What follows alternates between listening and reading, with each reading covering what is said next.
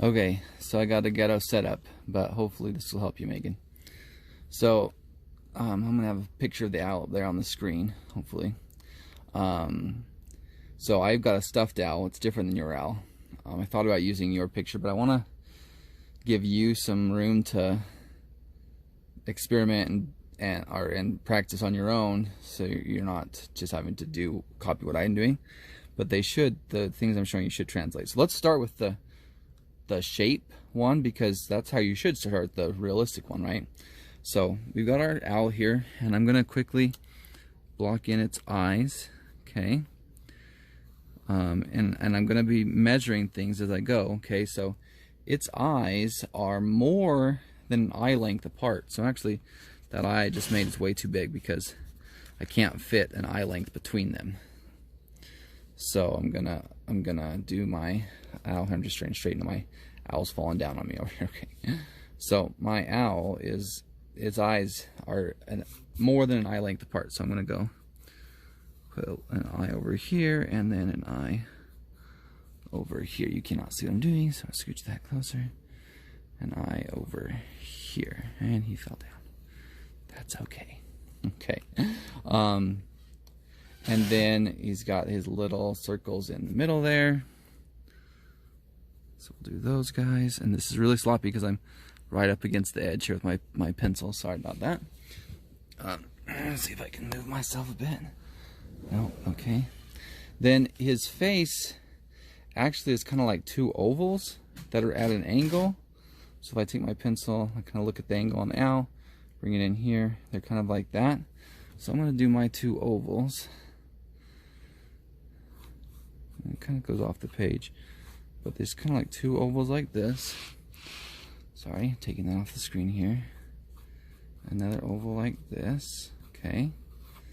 Again, sorry about this real roughness of this. I'm in a real awkward position to get this camera to work right. All right, and then his head is just one big oval. So I'm going to draw the one big oval here for his head. And kind of down here. Okay. And then he's got little triangles up here for his ears. And then a triangle up here for his other ear. Okay. Then below that, he's got a little rectangle for his, like that little yellow under his chin. It's like a kind of a curvy rectangle that kind of intersects in the middle of his eyes there. If I'm looking at it right, he keeps falling down, so I can't look at him very well to do this. And then he's got these kind of triangle-ish. They're kind of flat at the top, but he's got these wings that are off the edge of my paper because I drew them too big. And then he's got a fat, round body down at the bottom. Okay, so hopefully that helps you break him into shapes. Also, one shape I missed was this kind of shape that's a round triangle for his nose. And then what you would do is you would then beef those lines up and make them nice, crisp shapes. So I'm going to do that real fast here from a different angle so you can see. So I've got my oval. So I would draw an oval here. Another oval over here for this side of his face. Circle here. Circle here. Circle here. Circle here. Round oval at the top of his head. Triangle for the ear. Triangle for the ear. This rectangle down here. And then kind of the rest of it, okay? So that's the start. That's how you do the shapes, okay? And then for this guy, for your shading, okay, you want to do exactly what you did with the shapes, where you're paying attention to those proportions, right? So on my owl, like I said, I noticed that my eyes were farther apart than I could fit, like almost an eye and a half in between them. So that's a good place on your owl to start. Get the eyes, their height and their width apart, correct? And then if I remember correctly from the picture you sent, your owl had really big circles around its eyes, right? And so first, block in all those proportions. Get the shape of your owl right, okay? Do that, compare your drawing to your owl and say, okay, where am I right, where am I wrong on my rough blocking out, okay? And then come in with your pencil and do some shading. I'm going to do some shading on this to show you an example. So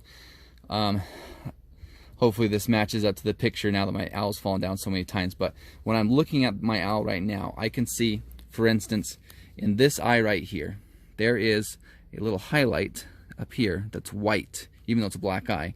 And then it's darker over here, and it's like really dark because it's black, but it does get a little lighter as it gets up to that highlight, and then we've got the highlight there, right?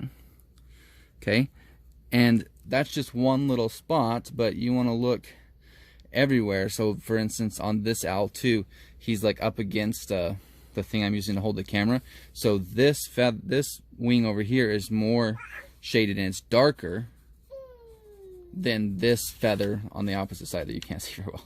Then this feather would be, I would shade this side darker than I would shade that side and make those comparisons.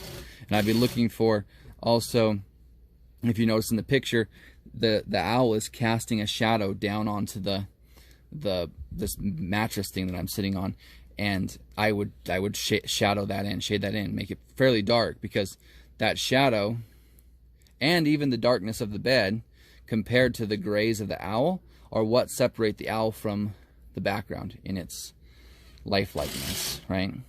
So I hope that stuff helped, Megan. I'm sorry that I couldn't do much better with my current camera setup situation. Go look at those videos I posted, the three tips one, and the one where the guy's drawing the squash in that week 1 folder. If you haven't already, those are some good tips as well. But hopefully this all helps. Good luck.